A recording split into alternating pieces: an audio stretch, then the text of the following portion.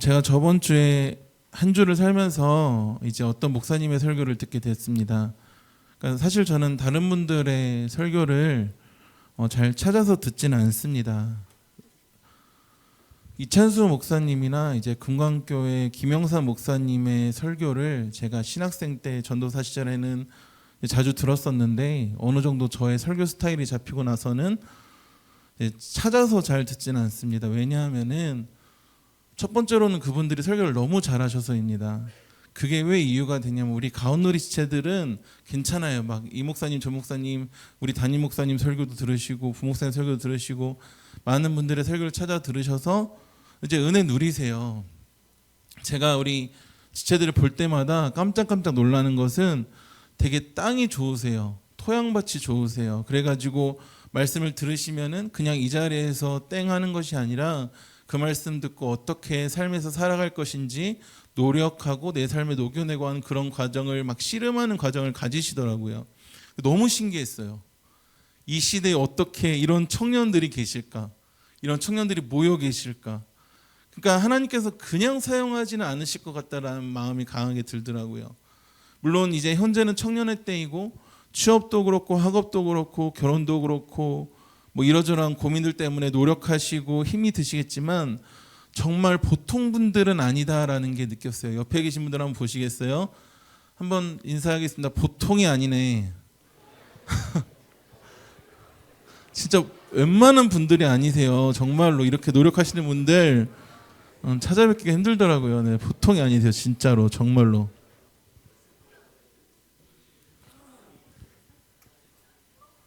근데 그러니까 여러분들은 그러세요. 여러분들은 그런데 이제 목회자들은요.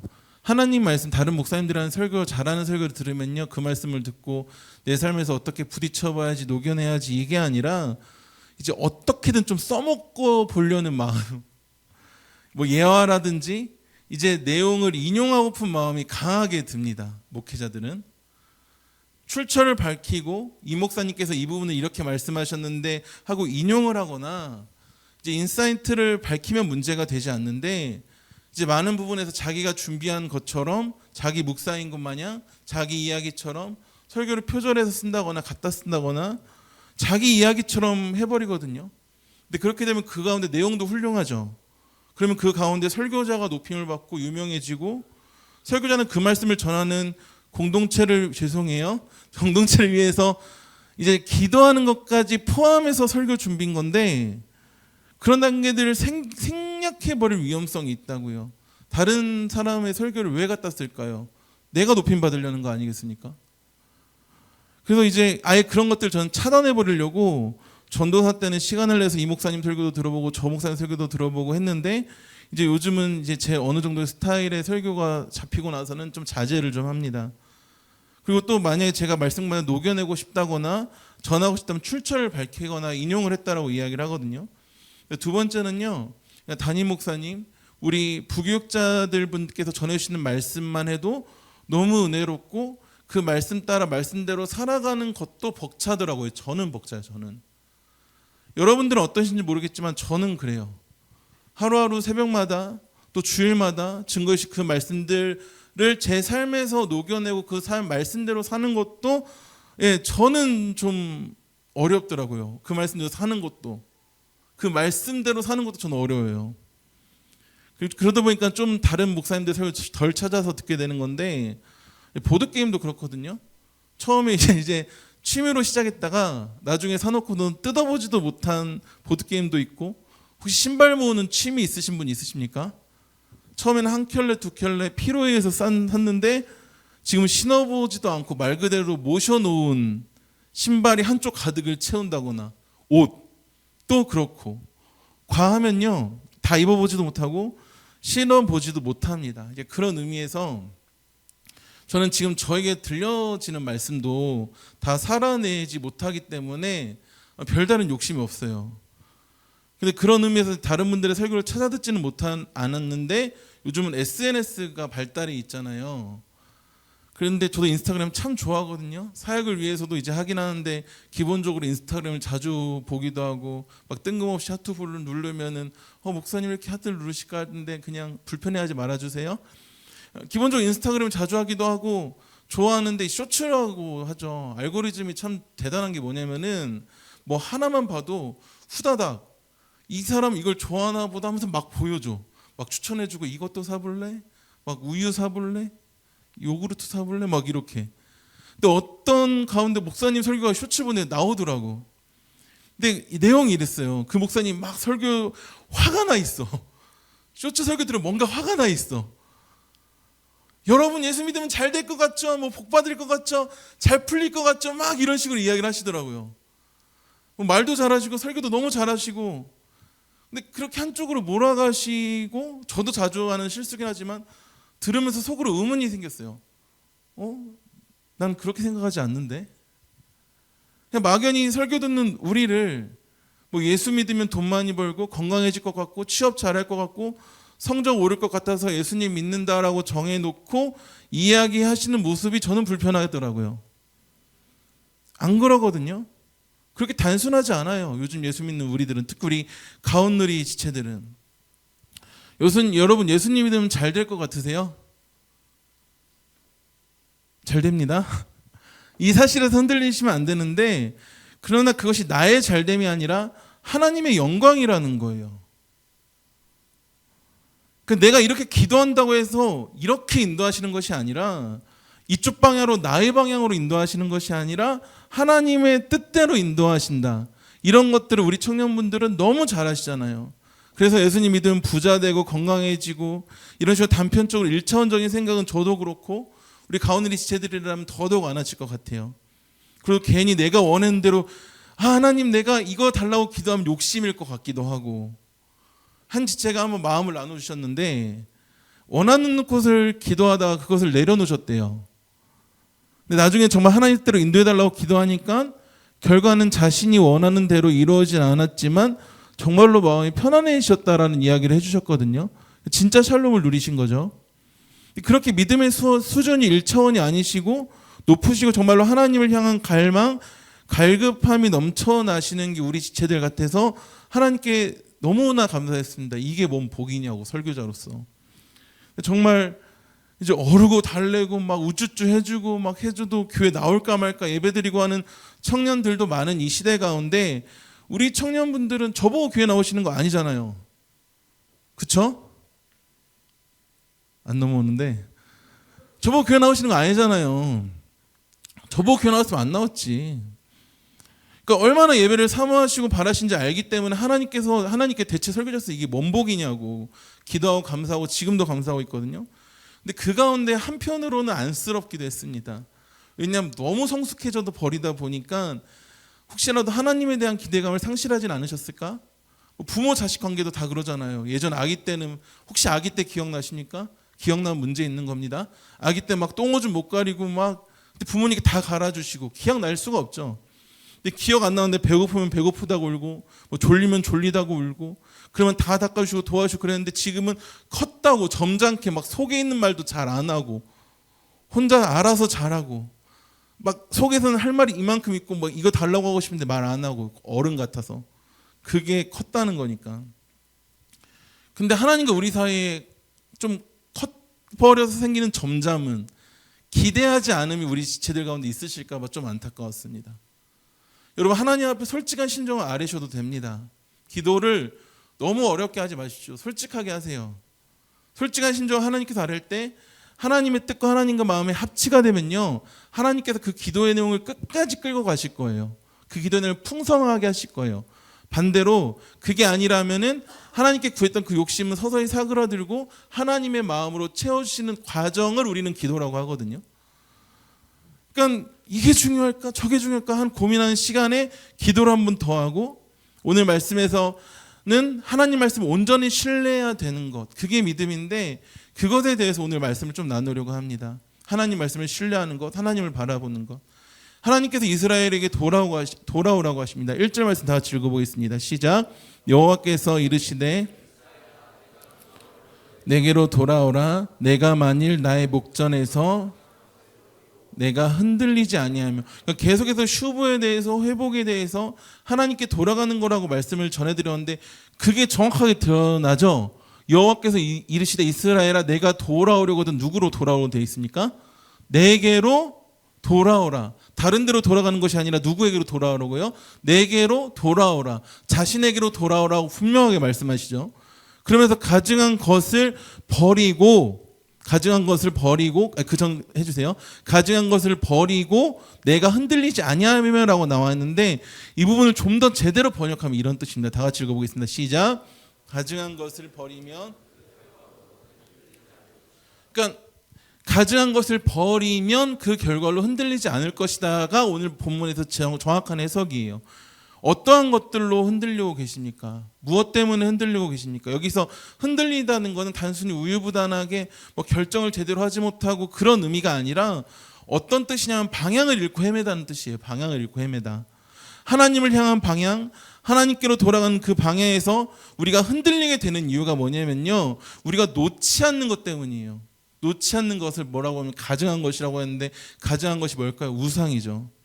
그렇기 때문에 우리 삶에서, 우리 손에서 가증한 것, 우상, 하나님보다 먼저 되는 것을 버려야지 흔들리지 아니하고 하나님께로 올바로 돌아갈 수 있다라는 의미거든요.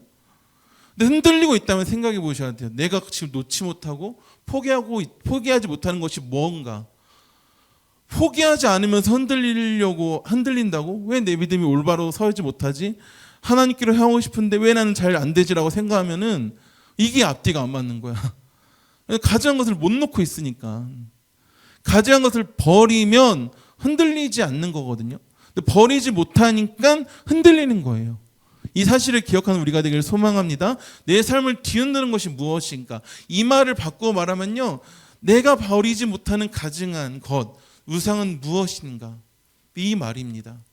그리고 2절에서도 진실과 정의와 공의는 하나님의 속성을 이해하게 하고, 그것은 이 진실과 정의와 공의로 살아가면은 하나님을 경험하게 될 것이고 그것을 자랑으로 여기게 된다라는 말이고, 3절에서도 묵은 땅을 갈고 가시던 벌에 파종하지 말라. 이 말은 단순하게 묵은 땅 농사 이게 아니라 실체가 있는 묵은 땅을 좀 기경을 해야지 농사를 할 것 아닙니까?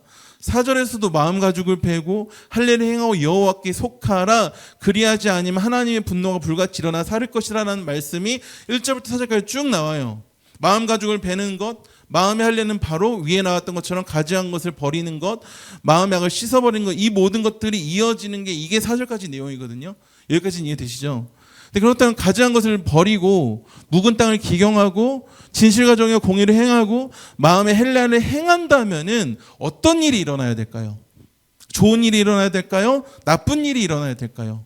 너무나도 쉬운 질문이죠. 어떤 일을 기대해야 되는 겁니까? 다시 설명드릴게요. 묵은 땅을 기경했어요. 진실과 정의를 공의를 행했어요. 마음의 할례를 행하면 어떤 일이 일어나야 될까요? 좋은 일이 일어나야 될까요? 나쁜 일이 일어나야 될까요? 좋은 일 손, 나쁜 일 손. 다행히도 나쁜 일은 없네. 깜짝 놀랄 뻔했는데. 좋은 일을 기대해야죠. 좋은 일을. 운동만 제대로 해도 건강해지고 튼튼해지고 이제 외모를 가꾸면 사람들에게 매력적으로 보이고, 세상의 모든 것들은 기본 원리, 원인이 있으면 거기에 따른 뭐가 있다고요? 결과가 있다. 제가 이렇게 뚱뚱한 것은요, 핑계댈 게 없어요. 많이 먹고 운동을 덜 해서예요. 맞잖아. 이런 식으로 세상의 모든 것들은 분명한 원인이 있고 결과가 있어요.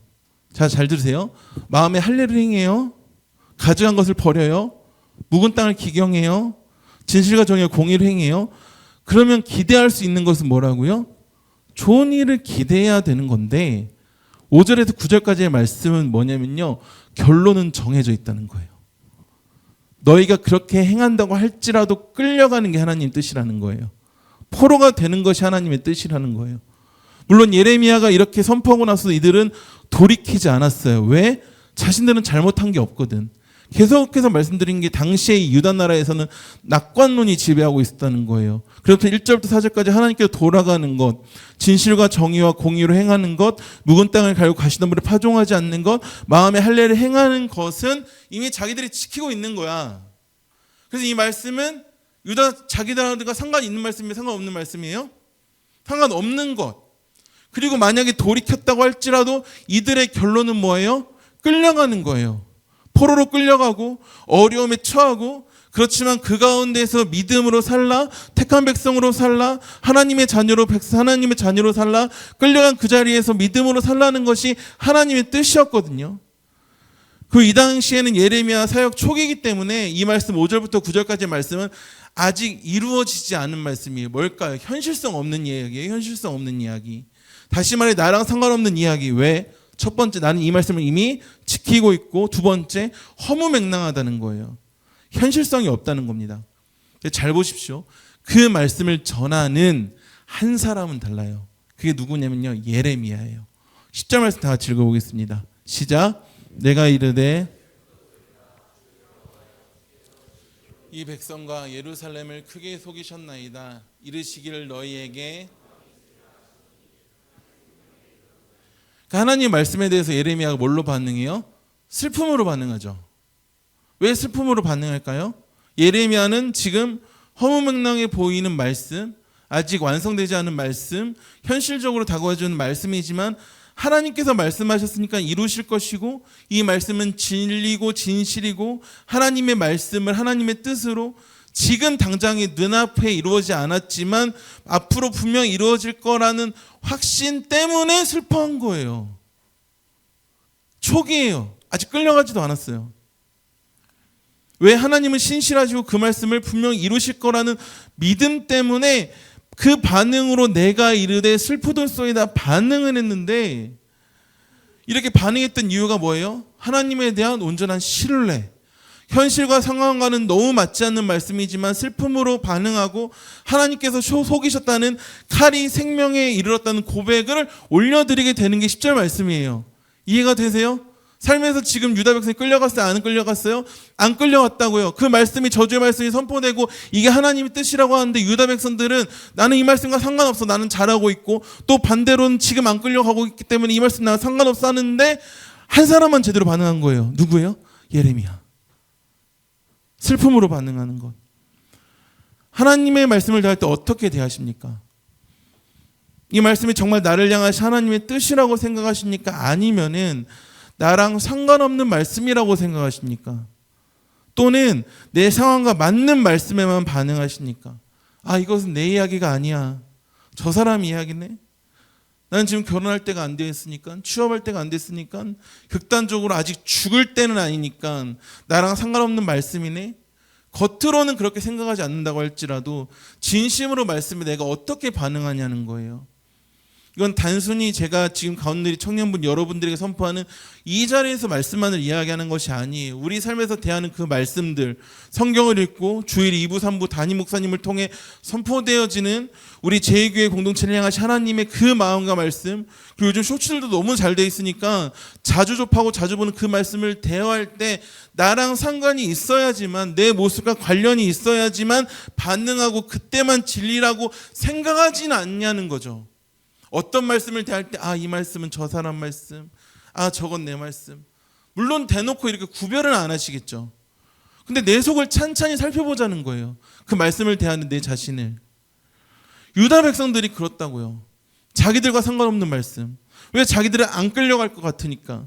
지금 앞에 1절에서 4절까지 말씀을 내가 보기에 다 잘 지키고 있으니까 도통 반응 안 해요. 돌아오라고 하신 하나님 음성, 내게로 돌아오라, 그 말씀에 주님 제가 여기 있습니다, 눈물로 회개하고 내 삶에서 가져온 것이 무엇이지 생각해보면서 버리고, 그렇게 했어야 되는데 그게 아니라 나랑 상관없는 말씀, 내 삶에서 일어나지 않는 말씀, 난 이 현실을 살고 있지 않다는 말씀. 그러니까 성취되니까 9절에 낙심할 것이고 놀랄 것이고 깜짝 놀라게 되는 거죠. 상관없는 일인 줄 알았는데 아, 이게 내 이야기였네, 하나님의 이야기였네. 우리는 우리 상황과 관련이 있으면 집중하고 집중되고, 내 상황과 상관없으면은 하나님 말씀이라도 덜 집중되는 게 사실이고 현실입니다. 왜냐하면 저도 겪어봐서 알거든요. 지금 내 상황이 힘들어 죽겠어, 어려워. 근데 막 목사님 말씀 위로해 주는 것 같네, 도와주시는 것 같네. 그러면은 아멘, 이 나왔으면 좋겠는데, 근데 대부분의 많은 설교에서 목사님들 결론이 그러잖아요. 말씀대로 살라고, 믿음으로 사세요. 그럼 말씀대로 살아야 할 것을 알기 때문에 오래 신앙생활을 해오셨잖아요. 제이키즈라는 단어도 있더라고요. 그러니까 오래 신앙생활을 해봤기 때문에 아멘으로 받아들이고, 또 우리 가온일이 청년들은 아까도 말했듯이 마음밭이 좋아요. 어떻게든 살아내려고 하고 말씀대로 살려고 노력하고 필사도 하고 큐티도 하고 믿은 대로 살아보려고 열심히 내보지만 솔직한 심정이 어떠냐는 거예요. 그 말씀이 와닿냐고요, 안 와닿냐고요. 내 이야기는 아닌 것 같거든요. 근데 그게 아니라는 거예요. 오늘 부모는 내 상황과 맞지 않더라도 무슨 뜬금없는 이야기지 하실지라도 그것은 내 기준으로 살펴보는 것이지, 하나님께서는 실수가 없으시기 때문에 나보다 나를 더 잘 아시기 때문에 하나님의 기준으로 살펴보면은 하나님의 타이밍에서 가장 최고의 순간에, 최선의 순간에 그 말씀을 접하게 하시고 듣게 하시고 이 말씀을 쓰게 하시고 나누게 하시고 그러는 거거든요. 내 생각에는 북쪽에서 큰 재난과 멸망이 내려온다는 게 도대체 나랑 뭔 상관이냐고, 애곡한다고 도대체 왜 운다는 거야 라고 생각할 수 있지만, 이것들은 너의 이야기가 아니라 유다에게 일어날 자기들의 이야기였어요.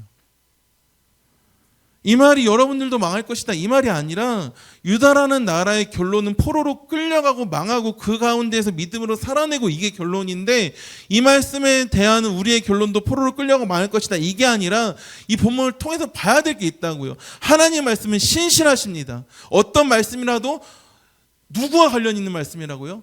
나와 관련 있는 말씀이라고요. 나에게 주시는 말씀이라고요. 이게 다른 사람의 말씀이 돼버리면은 정말로 그게 큰일 나는 지점이에요. 나에게 하시는 말씀이다. 그것을 기억하고 인지하고 고백해야 한다는 것입니다. 내 상황과 상관이 없어 보인다고 할지라도 우리를 향하신 하나님의 뜻의 결론은 뭘까요? 예레미야 29장 11절에서 다 같이 읽어보겠습니다. 시작. 여호와의 말씀. 너희를 향한 나의 생각을 내가 아나니 평안이요 재앙이 아니니라. 너희에게 그것을 이루기 위해서 우리도 죄로 인해서 멸망당하고 포로로 끌려가고 죽어야 되는 그런 인생인데, 그 모든 값을 예수님께서 십자가에서 대신 지셨거든요. 그 가운데 우리한테 예수 믿는 우리에게 진정한 평안 샬롬을 허락하여 주셨고, 그러기 때문에 우리 결론이 평안이고 미래와 희망이고, 그 가운데 우리가 생각해 봐야 될 거 있는데, 내 생각과 하나님의 생각은 같다 다르다? 다르다는 거예요. 한번 정리해 보도록 할게요. 넘겨주실래요? 첫 번째 읽어보겠습니다. 시작. 하나님의. 두 번째. 세 번째. 그러기에 더욱더 주만 봐야 합니다. 오늘 말씀이 결론이에요. 제가 설교할 때 막 너무도 이것도 막 우다다다 말하고 막 저것도 우다다다 말해서 우리 청년분들께서 어렵진 않을까라는 고민하는 가운데, 뭐 지금도 계속 설교할 때 고민하는 가운데 좀 제가 잘하지는 못하지만 좀 대지를 좀 정해서 설교를 정리해봤거든요. 대지 정해서 설교하시는 목사님들 정말 설교 잘하시는 목사님이에요.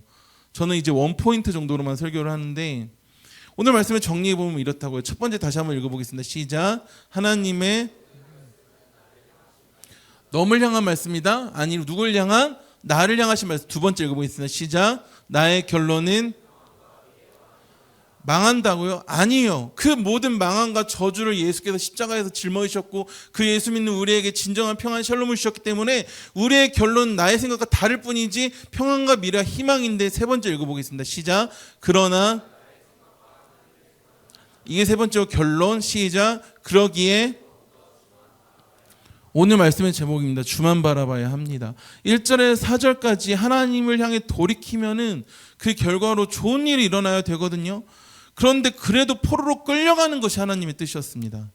그 포로로 끌려가는 것도 믿음으로 끌려가야 됐었고, 그 자리에서 믿음으로 살아내고 하는 것이 하나님께서 말씀하시는 평안이고 미래와 희망인데, 나는요 나의 잘 되는 것과 하나님의 복을 일치시키는 경향이 있어요. 물론 아까도 말씀드렸듯이 우리는 잘 될 거예요. 그리고 그것을 통하여 하나님께 영광을 올려드릴 거예요. 그러나 나의 잘됨이 아니라 나의 최선이 아니라 하나님 자신의 최선으로 이끄실 거라고요. 이해되세요? 나의 최선과 나의 바람대로 하나님께서 나의 복을 이루시는 것이 아니라 하나님의 최선으로, 하나님의 방법으로 하나님의 나라를 이루신다고요. 저는 옷 잘 입는 줄 알았어요. 제가 물론 지금도 그래요. 우리 청년들은 동의 못하겠지만 어느 날 아내가 입으란 대로 입어봤거든요. 제가 봤을 땐 별론데 했는데 딱 봤는데 목사님 환해 보이세요 라고 이야기를 하시더라고요. 그러니까 주변 사람 더 헌해 보이고 멋져 보인다는 말을 들었고, 어렸을 때 제가 입고 싶던 대로 입었을 때는 그냥 그랬는데 어머니가 입으라는 대로 입어보니까 평이 좋았어요. 그러니까 제 패션 센스는 꽝인 걸로 결론을 냅시다. 우리는 내가 바라는 대로 잘 되는 것이 복으로 알고 살아가요. 그렇기 때문에 최선의 결과를 생각하고 계획하고 공부하고 노력하고 운동하고 준비해 나가죠. 근데 우리가 계획한 대로 이루어지면 문제가 없어요. 근데 언제 문제가 생기냐면요, 언제 하나님과의 관계가 틀어지냐면요, 내 생각과 내 계획이 어그러지는 지점에서 문제가 생긴다는 거예요. 기도를 열심히 해요. 바라는 것들을 바라고 기도해요. 기도하는 대로 이루어져요. 그럼 하나님에 대한 열심과 마음이 사그러지지 않습니다. 근데 반대로 내가 바라는 것들, 기도의 제목, 나의 소원이 어그러질 때 어떻게 할 거냐는 거죠. 그때도 하나님 바라보시겠습니까? 믿음으로 사시겠습니까? 저희 외할아버지께서는요, 60대에 식도암에 걸리셨어요. 근데 그 전까지는 전혀 신앙생활을 하지 않으셨거든요. 예수님 안 믿으셨어요. 오히려 예수님 믿는 저희 외할머니와 할머니를 핍박하시고, 근데 갑자기 암이라는 고통이 오니까, 그 90년대 일이다 보니까 고치질 못했어요. 그러니까 그러다 보니까 예수님 영접하시고 교회 다니기 시작하시더라고요. 그리고 아버지가 아프니까 삼촌이 우리 외할아버지를 모시고 막 기도원을 쫓아다녔어요. 그게 제가 초등학교 4학년 때 일이거든요. 기도하는 가운데 하나님께서 은혜를 주시고 얼마나 고통스러우신지 몸이 너무 아프니까 식도암이다 보니까 가래를 개어내셨어요. 근데 그게 컵에 이제 뱉어내셨는데 저는 어린 나이보다 보니까 11살이다 보니까 아우 더러워 막 할아버지 나 이 컵으로 안 쓸 거야 막 그랬던 사람인데, 근데 그렇게 기도원 쫓아다니고 기도를 했어요. 하나님께서 은혜를 주셔서 고침을 받으셨어요. 라고 하면 얼마나 해피엔딩이겠습니까? 근데 외할아버지께서는요, 식도암으로 인해서 돌아가셨어요. 근데 그 아픔과 고통 가운데서 오히려 예수님을 믿으셨다는 거예요. 천국 상황을 편하게 눈을 감으셨어요. 당시 11살밖에 안 되는 저였지만 그 상황이 너무 놀랐어요.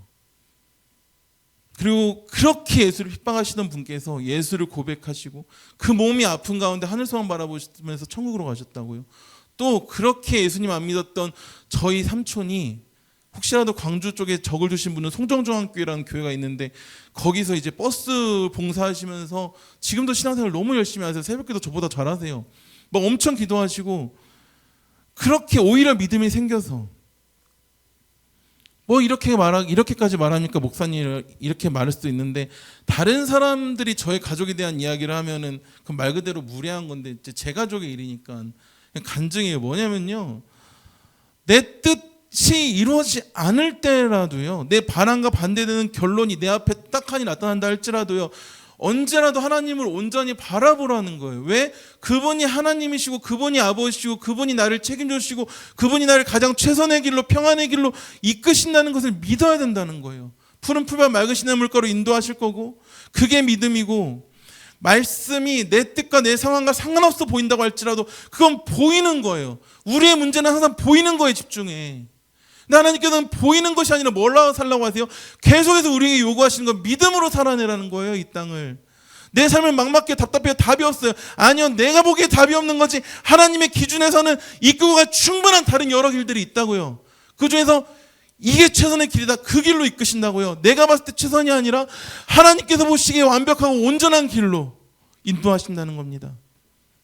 내가 내린 결론과 내가 내린 계획과 전혀 다르게 이끄실 때 그렇게 벌어진다고 할지라도, 하나님이 이끄시면 최선이구나, 주님께서 나를 신실하게 이끄시는구나, 그 믿음 가운데 낙심하지 않고 주만 바라보는 우리가 되길 소망합니다. 하나님의 말씀은 나와 상관이 있는 말씀이다 없는 말씀이다, 상관이 있을 뿐만이 아니라 나를 향하신 말씀이에요. 나를 향하신 말씀. 찬양팀 나와주시고요. 언제나 모든 순간에 주만 바라보십시다. 내 상황 때문에 당황하지 마시고, 내 상황 때문에 하나님 말씀과 멀어지지도 마시고, 모든 순간에 주님께만 집중하세요. 이 시간 기도하실 때, 찬양하실 때 하나님만 바라보십시오. 주님만 바라보십시오. 주님 앞에 선 단독자, 키에르케고르가 한 말인데 물론 그 뜻은 아니지만 하나님 앞에 선 단독자로, 하나님 내가 주님 앞에 내 문제를 솔직하게 고백합니다. 주님의 뜻 가운데 인도하여 주십시오 라고 기도하셔도 좋고, 하나님 내가 이걸 원합니다, 이루어 주세요라고 기도하셔도 좋아요. 하나님의 뜻이라면 이루실 거고요, 아니라면 그 마음을 없애주실 거예요. 대신에 솔직하게 주님만 바라보고 주님께만 기도하고 주님께만 예배하는 이 찬양의 시간, 기도의 시간 되었으면 좋겠습니다. 찬양하시겠습니다.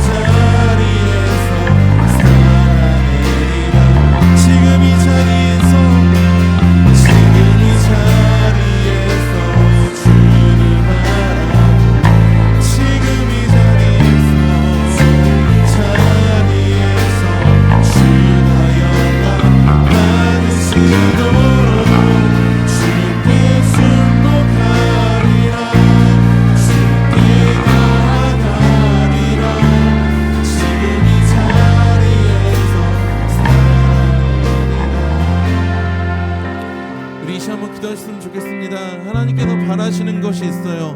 그 상황과 아픔과 어려운 가운데에서 주님을 바라보는 것을 바라고 계십니다.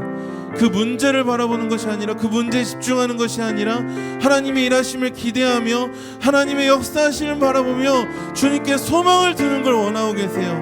우리 이 시간 기도하실 때 하나님, 내가 나의 문제에 집중하는 것이 아니라 여호와 하나님께만 집중하겠습니다. 하나님의 일하심 아래에서 내 삶을 내놓겠습니다. 이 고백을 가지고 다시 주여 한번 부르시고 기도하시겠습니다. 주여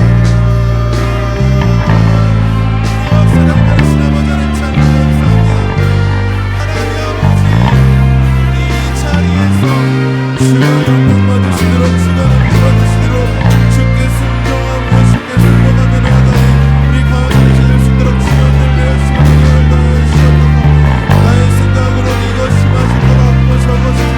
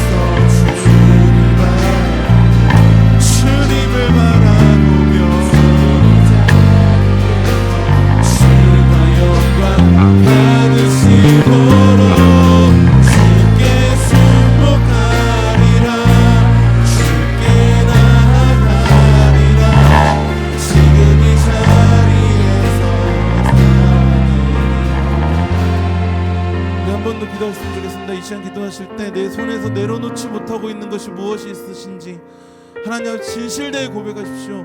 그게 내려놓아지지 않으면 흔들릴 뿐입니다. 그게 포기되어져야지 하나님께서 역사하십니다. 하나님께서 이끄실 건데 내 손에서 이게 포기가 되어지지 않는데, 내 삶에서 이거 하나 주님께 내어놓지 못하는데 하나님께서 우리 삶에 어떠한 일을 행하시겠습니까? 이게 내려놓아지지 않으면은 끝까지 흔들릴 거예요. 여러분, 지금 5년 10년 신앙생활 한다고 안 흔들고, 아니요, 이게 포기가 되어지지 않으면 앞으로도 계속 흔들릴 거라고요. 하나님, 내 손에서 주님 앞에 내려놓지 못하는 것들을 깨닫게 하시고 이 시간 결단케 하시며 주님만 바라볼 수 있도록 인도해달라고 다시 주 이름으로 기도합니다. 주여, 은혜와 사랑을 주라고 전해주옵소서. 주여, 하나님 오늘 붙잡고 하나님께서 이끄시는 대로 따라가고 은혜를 내려주옵소서. 하나님의 일하신 대로 하나님의 일하신 대로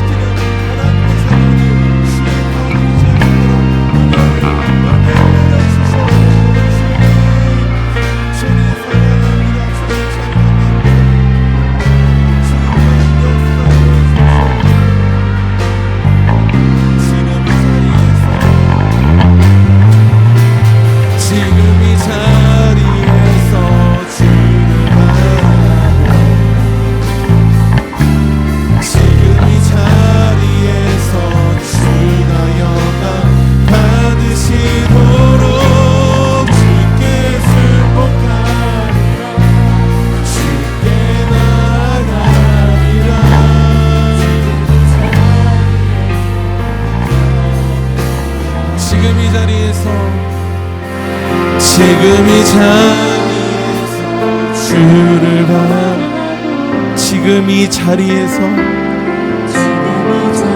내가 살아가는 그 현실 가운데서 주께 순복, 주께 나아가리라.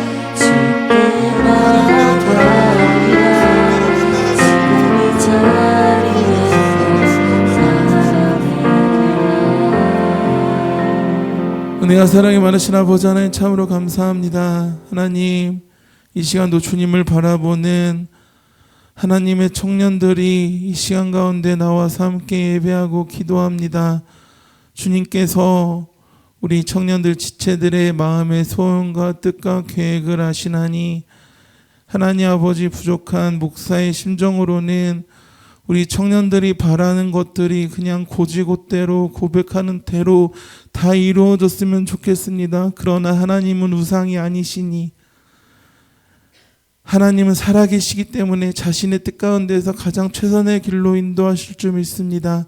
가장 최선의 길로 인도하실 때 그 말씀이 들리게 하여 주시고 그 말씀을 기대하게 하시며 더디 이루어진다고 할지라도 이루시 하나님을 기대하며 인내하며 그 자리에서 살아나갈 수 있도록 주님께서 붙잡아 주시고 끝까지 인도하여 주시옵소서. 이제는 모든 상황 가운데 주만 바라보기를 다짐하는 우리 가운데 지체들 머리 위에 그 삶의 현실들 가운데 주 예수 그리스도의 은혜와 하나님의 사랑과 성령의 교통하심이 지금부터 영원까지 함께 있을지어다. 아멘.